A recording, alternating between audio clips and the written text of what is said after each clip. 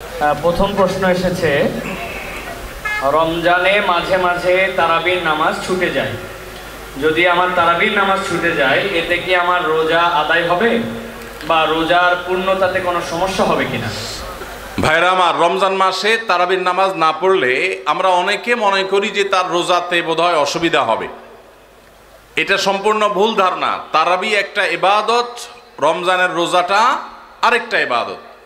যেহেতু তারাবি না পড়লেও রমজানের রোজা হয়ে যায়, তাহলে তারাবি পড়ার কি আর দরকার আছে?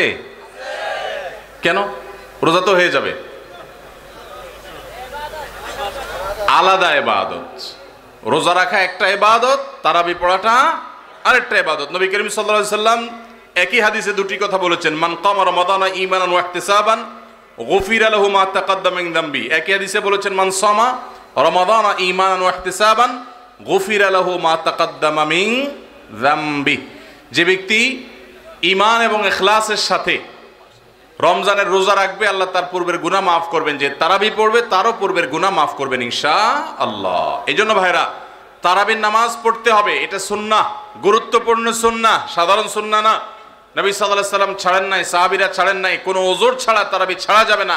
জামাত ছুটে গেলে একা একা হলেও পড়বেন, কিন্তু কোনো কারণে পড়তেই পারলেন না, সফরে আছেন, ট্রাভেলে আছেন, বাসে ছিলেন, ট্রেনে ছিলেন, নাইটে সফর করেছেন, তারাবি পড়তেই পারেন নাই, ইনশাআল্লাহ আপনার রোজা হয়ে যাবে।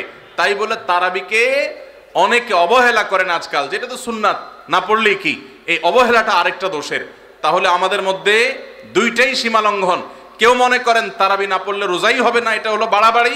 আবার অনেকে মনে করে তারাবি না পড়লেই বা কি, এটা হলো ছাড়াছাড়ি। এই বাড়াবাড়ি এবং ছাড়াছাড়ির মধ্যে আমাদের থাকতে হবে। আল্লাহ আমাদের তৌফিক দান করুন।